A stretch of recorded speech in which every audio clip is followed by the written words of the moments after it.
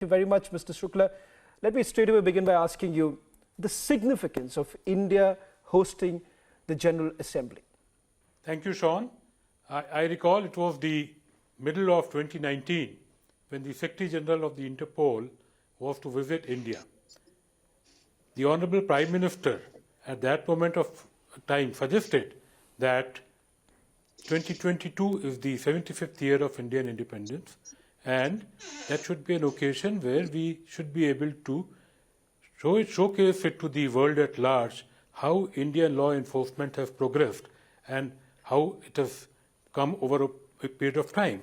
That is how this idea originated. Mandated with this direction, we broke into a dialogue with the Secretary General, with the other agencies, and it appeared that the Great Britain had already put in an informal sort of a communication that they would like to host the 2022 General Assembly.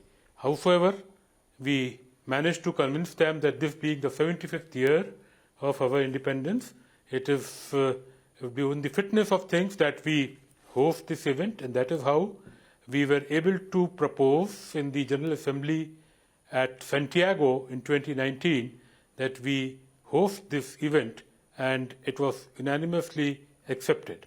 Interpol, as you just mentioned, is a police organization.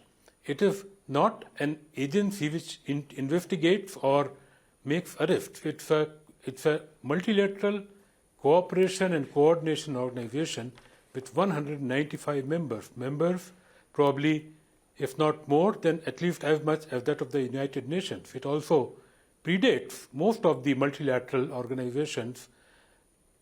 Law enforcement, criminal law is a matter of national jurisdiction.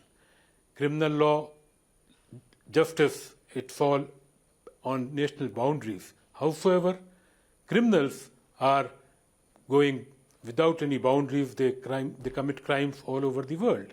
And without cooperation, without active exchange of information and quick information, we would not be able to work effectively. And that is where the Interpol comes in. It not only is a multilateral organization, but a General Assembly like this would allow a lot of bilateral understandings, a lot of bilateral, let us say, behind-the-scene meetings, which would also introduce the people to each other who would be able to communicate with each other in case of a need which comes for multilateral and bilateral.